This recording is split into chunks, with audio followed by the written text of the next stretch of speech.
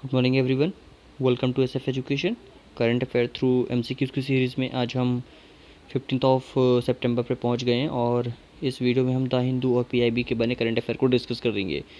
तो सबसे पहले यहाँ जो मार्किंग स्कीम है उसको समझ लीजिए, क्योंकि आज थोड़ा सा वीडियो को थोड़ा जल्दी ख़त्म करेंगे क्योंकि मुझे थोड़ा ज़रूरी काम से बाहर जाना है, इसलिए ठीक है। तो मार्किंग स्कीम को जो पहले से देख रहे हैं उनको तो पता है कि 10 में से 6 क्वेश्चन को आपको करेक्ट करना, ताकि आप एक सेफ जोन पे फॉल करें और आपका 60% जब आप स्कोर करते हैं तो वहाँ पे आपका प्रीलिम्स क्रैक हो जाता है, ठीक है, याद रखिएगा।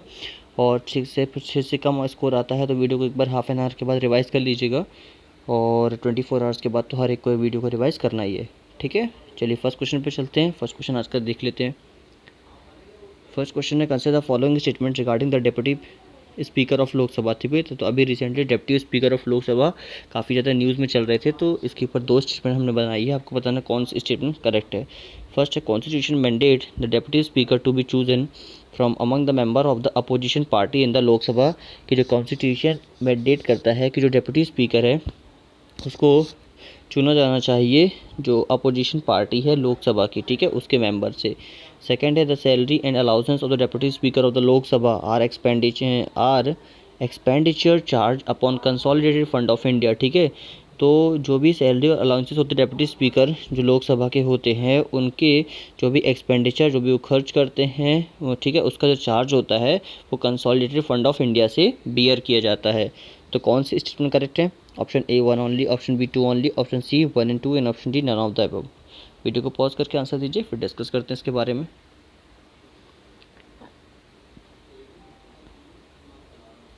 चलो देख लेते हैं राइट आंसर क्या है। ठीक है, इसका राइट आंसर आपका ऑप्शन बी है। Option B. एक सेकेंड, कभी कभी पेन को डायरेक्ट मोड पे लगाना भूल जाता हूँ मैं। चलो, इसका जो राइट आंसर हो गया आपका ऑप्शन बी हो गया, ठीक है। एक second just a minute friend, क्या था, नोटिफिकेशन बेल बंद करना भूल गया था मैं। ओके,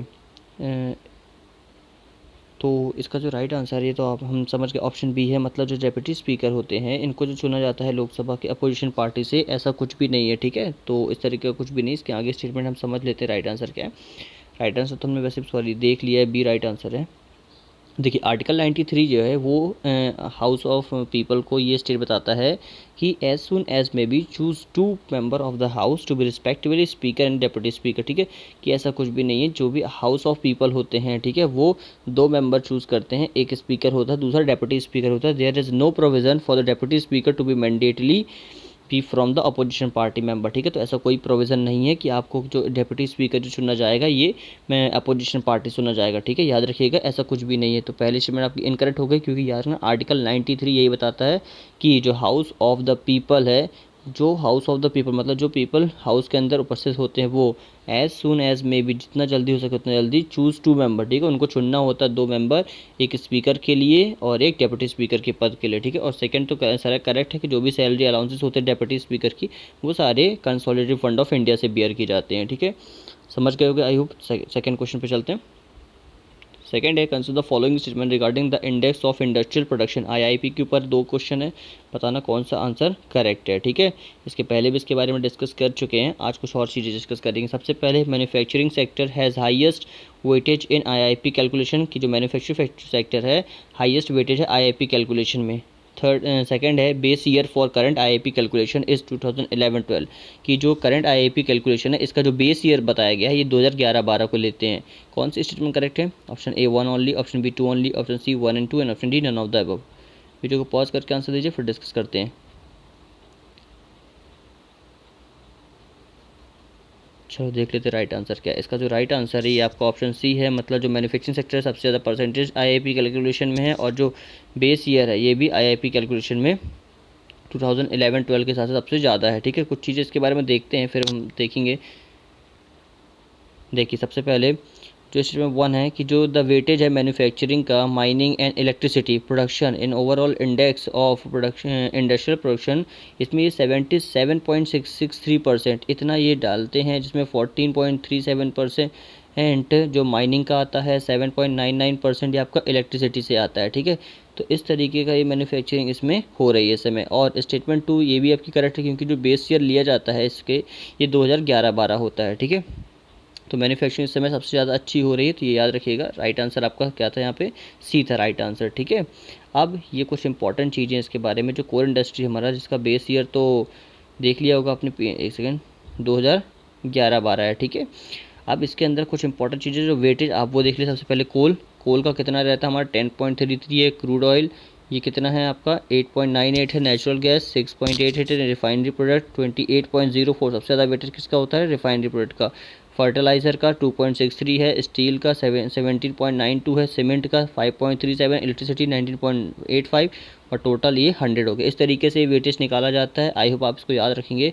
और वहाँ जो आपका 77 पॉइंट कुछ दिया, आप कंफ्यूज मत होना कि यहाँ पे मैन्युफैक्चरिंग दिया नहीं हुआ है, ठीक है। ये जो आपका कोविड-19 के ड्यूरेशन में जो सबसे ज़्यादा अच्छा काम चल रहा है वो मैन्युफैक्चरिंग में ही चल रहा है, ठीक है। तो इसीलिए वो सबसे ऊपर है।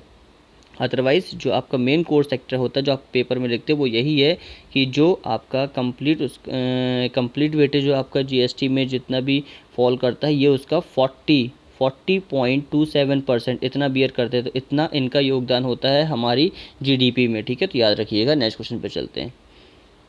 नेक्स्ट है, which of the following is are correctly match, इनमें से कौन सा करेक्टली मैच है। फर्स्ट है शेरथांग, क्या अरुणाचल प्रदेश से रिलेट करता है। नाथुला पास सिक्किम से रिलेट करता है। लिपुलेख उत्तराखंड से रिलेट करता है। तो कौन सी स्टेटमेंट करेक्ट है। Option A 1 and 2, option B 2 and 3, option C 1 and 3, and option D none of the above. Video को पॉज करके आंसर दीजिए, फिर डिस्कस करते हैं। चलिए देख लेते हैं राइट आंसर क्या है। देखिए, जिस तरीके से अभी एक ख़तरनाक तरीके की अभी स्ट्रीम बनी हुई है इंडिया और चाइना के बीच, तो आपको तो केवल आपको अपने क्वेश्चन और आंसर पे ही फोकस करना है, अपने एग्ज़ाम पे फोकस करना है, तो उसी के अकॉर्डिंग ही पढ़ाई करना है, ठीक है। तो सबसे पहला है जो है शेरसिंग पास, ये अरुणाचल प्रदेश से रिलेट करता है। देखिए ये गलत है, ये आपका सिक्किम से रिलेट करता है। सेकंड नाथुला पास, ये सबको पता है सिक्किम से रिलेट करता है। और लिपुलेख पास उत्तराखंड से काफ़ी ज़्यादा न्यूज़ में थे। और मेरे कहने का मतलब यही है आपके कि एग्ज़ाम में फोकस करना है, क्योंकि जितना भी ये सारी चीज़ें हो रही हैं, ठीक है, जो चाइना से हमारे जिस तरीके से अभी स्टैंड ऑफ बना हुआ है, तो वहाँ से जितने भी क्वेश्चन बनेंगे वो सारे हम कवर करेंगे। उसको अच्छी तरीके से आपको देखना है, इसलिए बोल रहा हूँ, ठीक है। तो जो भी अदर न्यूज़ चैनल्स हैं जो उटपटांग चीज़ें दिखाते हैं न्यूज़ चैनल्स में, वो आप मत देखिए। पीआईबी की आप उनके जाके अच्छे तरीके से न्यूज़ पढ़िए, ठीक है, अच्छे से फॉलो करिए। द हिंदू के सारे कवर को, उसको मतलब जितने भी करंट अफेयर उनको कवर करिए, जो हम कवर करा रहे हैं, ठीक है। तो ये सारी चीज़ें आपके जल्दी कवर हो जाएंगी। ओके, चलिए, तो बी यहाँ पे राइट आंसर हो गया। अब इनकी लोकेशन देख लेते हैं। सबसे पहले ये रहा आपका सिक्किम में नाकुला पास, और यहाँ पे उस दिन जिस दिन हमने मेजर पार्ट को वो डिस्कस किया था, तो ये आपका उत्तराखंड हो गया, जहाँ पे आपका लिपुलेख और लिम्पियाधुरा पास पड़ता है, ठीक है। तो ये इंपॉर्टेंट हो गया। इसके अलावा भी कुछ पास है, आप चाहो तो वीडियो को पॉज करके इसका स्क्रीनशॉट लेके इसको देख सकते हो, ठीक है। तो ये इसके बारे में इंपॉर्टेंट चीज़ें। नेक्स्ट क्वेश्चन पर चलते हैं। नेक्स्ट है, consider the following statement regarding the Singapore convention on mediation, ठीक है। तो सिंगापुर कन्वेंशन ऑन मीडिएशन, इसके ऊपर दो स्टेटमेंट्स हैं, बताना कौन सी स्टेटमेंट करेक्ट है। फर्स्ट है, India has sign and ratified the convention, कि इंडिया ने इसको साइन भी कर लिया और रेटिफाइड भी कर लिया कन्वेंशन को। एंड सेकंड है, the convention is yet to enter into force, कि ये कन्वेंशन अभी फोर्स में आना बाकी है। तो कौन सी स्टेटमेंट करेक्ट है। Option A 1 only, option B 2 only, option C 1 and 2, and option D none of the above. So video को पॉज करिए, आंसर दीजिए, फिर डिस्कस करते हैं 1 बाय 1। चलो देख लेते हैं राइट आंसर क्या है। इसका जो राइट आंसर है, सबसे पहले फर्स्ट स्टेटमेंट जो आप पढ़ते हैं कि क्या इंडिया ने इसको साइन कर लिया और रेटिफाइड भी कर लिया है। तो देखिए, इंडिया ने इसको साइन तो किया है बट नॉट रेटिफाइड। तो आधी इसमें करेक्ट होने के कारण, आधी इसमें इनकरेक्ट होने के कारण जो राइट आंसर हो जाएगा आपका ये, मतलब सॉरी, जो फर्स्ट स्टेटमेंट आपकी रॉन्ग हो गई। और जो सेकंड स्टेटमेंट है कि इस कन्वेंशन को ये फोर्स में आ गया है कि नहीं आया है, तो ये भी गलत है। ये कन्वेंशन फोर्स में आ चुका है। तो राइट आंसर आपका ऑप्शन डी हो गया, ठीक है, कि ना इंडिया ने इसको साइन तो किया है बट रेटिफाइड नहीं किया, इसलिए फर्स्ट इसमें आपकी इनकरेक्ट हो गई। और सेकंड, ये कन्वेंशन ऑलरेडी फोर्स में आ चुका है, ठीक है। तो याद रखिएगा, सितंबर 2020 में ही कन्वेंशन ने 53 सिग्नेटरी को लाया है, जिसके अंदर यूनाइटेड स्टेट्स, चाइना और इंडिया, ये तीनों भी हैं। और 2019 में India was among the first group of signatory to the Singapore mediation convention. It is yet to be ratified, जिसको रेटिफाइड करना भी बाकी है, ठीक है। और ये फोर्स में आ चुका है। नेक्स्ट क्वेश्चन पे चलते हैं। नेक्स्ट है, which of the following is और are not covered by the definition of foreign source under the foreign contribution regulation act 2020। तो जो इंडिया का फॉरेन कंट्रीब्यूशन रेगुलेशन एक्ट 2010 है, ठीक है, 2010 का है, उसके हिसाब से जो फॉरेन सोर्स जो उसमें रखे गए हैं तो वो कौन कौन से इसके अंदर कवर नहीं किए गए हैं ये पूछा है। फर्स्ट है government of any foreign country, second है international monetary fund and third है international panel on climate change. ठीक है, करेक्ट आंसर बताना है। ऑप्शन है 1 and 2, option B 2 and 3, option C 1 and 3 and option D none of the above. Video को pause करके answer दीजिए, फिर इसके बारे में डिस्कस करते हैं। चलो देख लेते राइट आंसर क्या है। सबसे पहले देखिए, हमको यहाँ पे सबसे पहले आपको ध्यान रखना क्या पूछा है, नॉट पूछा है, मतलब नॉट कवर, जिसको कवर नहीं किया गया है। ठीक है, तो जिसको कवर नहीं किया गया है तो ये आपका जितनी भी इंटरनेशनल ऑर्गेनाइजेशन उनको कवर नहीं किया, मतलब इंटरनेशनल मॉनेटरी फंड और intergovernmental panel on climate change, इन दोनों को कवर इसके अंदर नहीं किया गया। तो राइट आंसर आपका तो ऑप्शन बी हो गया, B will be the right answer. But government of any foreign country is the part of the foreign contribution act 2010, जिसको फॉरेन सोर्स के अंदर इसको कंसिडर किया जाता है। तो पहली स्टेटमेंट आपकी रॉन्ग हो जाती है, ठीक है, कि ये भी नॉट कवर्ड के अंदर आता है। अब जो फॉरेन कंट्रीब्यूशन रेगुलेशन एक्ट 2020 है, इस फॉरेन डोनेशन और इंश्योर करता है कि contribution do not adversely affect internal security. ठीक है, अपनी इंटरनल सिक्योरिटी को कोई प्रॉब्लम ना हो, इसलिए फॉरेन कंट्रीब्यूशन रेगुलेशन एक्ट को बनाया गया है कि उनका कंट्रीब्यूशन और उनके कारण कुछ अफेक्ट ना हो हमारे इंटरनल सिक्योरिटी को, वो ये एक्ट के जरिए ध्यान रखा जाएगा। ठीक है, तो ये इंपॉर्टेंट है। इसके अंदर जो इंटरनेशनल मॉनेटरी फंड और जो आपका इंटर गवर्नमेंटल पैनल और क्लाइमेट चेंज है, इन दोनों को ही कवर नहीं किया गया। Government of any foreign country और territory any agency such government, ये इसके अंदर आती है। ठीक है, याद रखिएगा 2010 का है, सेक्शन 2.1 ये डिफाइन करता है फॉरेन सोर्स को। नेक्स्ट क्वेश्चन पर चलते हैं। नेक्स्ट है consider the following statement regarding the national cancer registry programme report 2020। तो अभी national cancer registry programme report 2020 आई है, इसको किसने पब्लिश किया है? फर्स्ट है it has been publish by Indian cancer society. Second है tobacco related cancer are estimated to constitute more than 1/4 of all cancer in India. कि जो टोबैको से रिलेटेड जो कैंसर होता है ये इंडिया में 1/4, मतलब कि 1/4 आप समझ सकते हैं ना, कि 1/4 से भी ज़्यादा इंडिया के अंदर ये कैंसर का एस्टिमेशन करता है कि इससे सबसे ज़्यादा कैंसर इंडिया में फैलता है। तो कौन सी इस चीज़ में करेक्ट है? Option A 1 only, option B 2 only, option C 1 and 2 and option D none of the above. Video को पॉज करिए, आंसर दीजिए, फिर डिस्कस करते हैं। चलिए सबसे पहले देखिए राइट आंसर क्या है। देखिए सबसे पहले इजी मतलब जो स्टेटमेंट है उसमें चलते हैं। क्या टोबैको जो सबसे ज़्यादा मतलब कैंसर को बढ़ाता है इंडिया के अंदर, सबसे ज़्यादा कैंसर का कारण है इंडिया के अंदर? तो देखिए ये बिल्कुल करेक्ट हो गई। तो सेकंड में तो आपकी करेक्ट हो गई। क्या इस रिपोर्ट को पब्लिश करने वाली जो एजेंसी है इंडियन कैंसर सोसाइटी, ये बिल्कुल करेक्ट मतलब गलत है। तो राइट आंसर तो आपका बी हो गया। इसको जिस एजेंसी ने पब्लिश किया है ये आपकी है नेशनल कैंसर रजिस्ट्री प्रोग्राम। ठीक है, उसी के अंदर इसको डाला गया है और under the Indian council medical research. ठीक है, with the network of cancer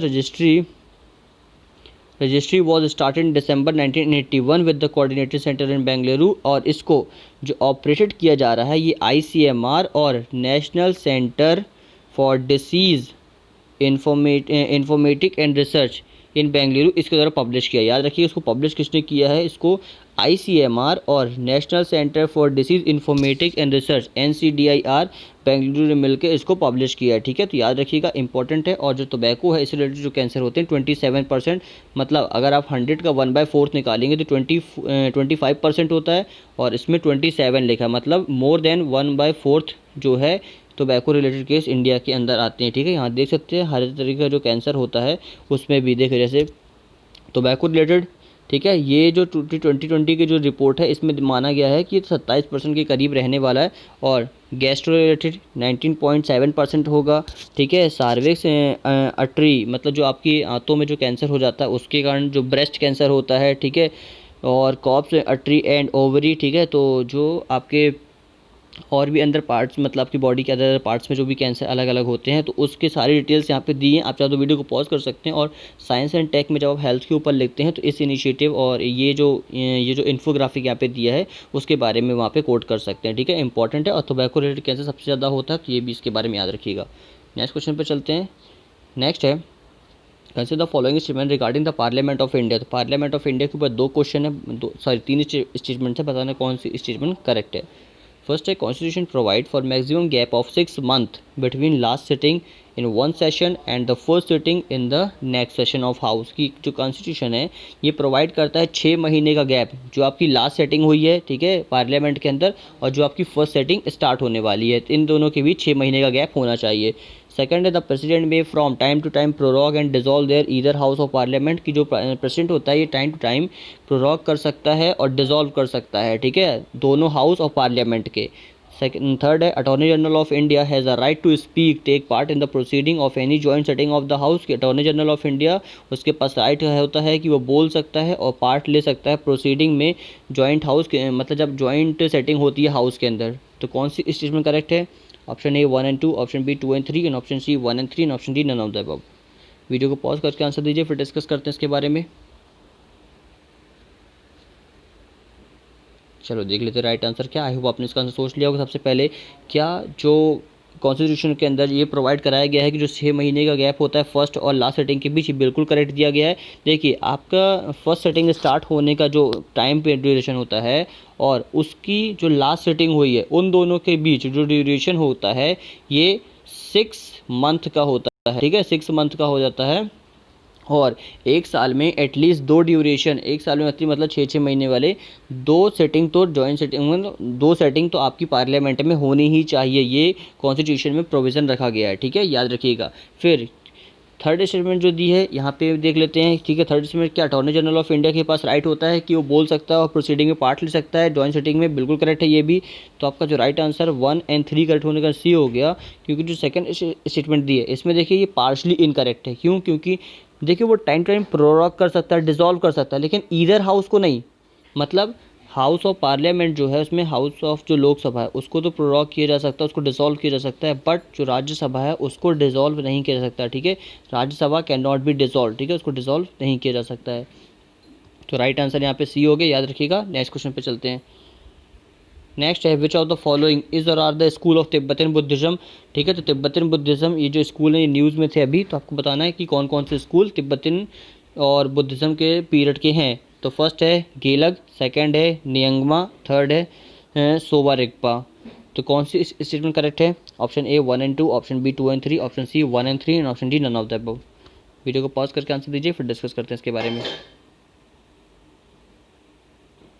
चलिए देख लेते राइट आंसर क्या है। इसका जो राइट आंसर है देखिए इसमें जो गैलगा है, एक सेकेंड, इसमें जो गैलगा है ये और ये जो नाइंगमा है, ठीक है, अकॉर्डिंग टू क्वेश्चन ये दोनों करेक्ट हैं कि ये आपका तिब्बतियन बुद्धिज्म से रिलेट करते हैं। आंसर हो गया A will be the right answer. अब इसके अलावा जो स्कूल्स हैं ये नेगमा हो गया, केग्या हो गया 11वीं सेंचुरी का, साक्य हो गया 1073 सेंचुरी का, और गैलक हो गया ये 1409 सेंचुरी का। लेकिन जो सोया रिगवा है ये आपका ट्रांस हिमालयन रीजन वहाँ से ये रिलेट करता है, ना कि आपका तिब्बतन बुद्धिज्म से रिलेट करता है। और जो सोया रिगवा इसका मतलब यही होता है कि नॉलेज ऑफ हीलिंग, ठीक है, नॉलेज ऑफ हीलिंग, याद रखिएगा, इंपॉर्टेंट है। नेक्स्ट क्वेश्चन पे चलते हैं।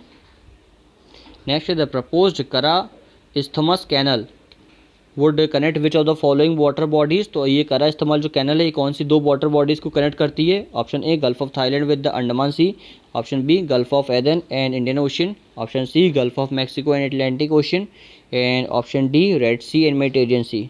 कौन सा राइट आंसर है? वीडियो को पॉज करिए, आंसर दीजिए, फिर डिस्कस करते हैं। चलो देख लेते हैं राइट आंसर क्या है। इसका जो राइट आंसर है ये आपका ऑप्शन ए है, gulf of Thailand with the Andaman sea के साथ करा इस्तेमाल कैनल ये चलती है, ठीक है, याद रखिएगा, इंपॉर्टेंट है। अब इसकी लोकेशन थोड़ा सा देख लेते हैं। देखिए प्रपोज रूट अभी एक बार देखा जा रहा है कि गल्फ ऑफ जो एक सेकेंड, जो आपकी ये करा इस्थमस कैनल है इसका यूज़ किए जाने के लिए बात की जा रही है कि ये कनेक्टिविटी प्रोवाइड कराने में काफ़ी हेल्पफुल रहेगा आगे थोड़ा भविष्य में चल के। तो इस कैनल का यूज़ किया जाना काफ़ी इजी पड़ जाएगा इंडिया के लिए, ठीक है, कि वो जो हमारी आशियन कंट्री है वहाँ से वो क्या कर सके, कनेक्टिविटी बना सके। तो इसलिए इस कैनल को ये न्यूज़ में थी, तो ये याद रखिएगा। ये जो आप रेड बाउंड्री देख रहे हैं ये जो बाउंड्री है यहाँ पे आप देख सकते हैं, ठीक है, ये गल्फ ऑफ थाईलैंड है ये, ठीक है, और ये आपका हो गया अंडमान सी, ठीक है। तो इन दोनों को ये कनेक्ट करता है, इंपॉर्टेंट है, याद रखिएगा। नेक्स्ट और आज का लास्ट क्वेश्चन है, the world summit on the information society has handed over the winner prize 2020 for Sabooj Sathi project of which state through a virtual ceremony. तभी वर्चुअल सेरेमनी के जरिए world summit on information society ने एक handed over किया winner prize 2020 Sabooj Sathi project के लिए। तो ये किससे रिलेट करता है? Option A Odisha, option B West Bengal, option C Sikkim and option D Bihar. Video को पॉज करके आंसर दीजिए, फिर डिस्कस करते हैं। चलो देख लेते राइट आंसर क्या है। इसका जो राइट आंसर है आपका ऑप्शन बी है, option B West Bengal. West Bengal से ये समिट रिलेट करती है और वेस्ट बंगाल को ही ये प्राइज़ दिया गया है, ठीक है। अब world summit on the information society, इसने जो विनर प्राइज़ दिया है सबुज साथी प्रोजेक्ट, ये भी इंपॉर्टेंट याद रखना है। सबुज साथी प्रोजेक्ट कहाँ से रिलेट करता है? तो ये वेस्ट बंगाल से रिलेट करता है।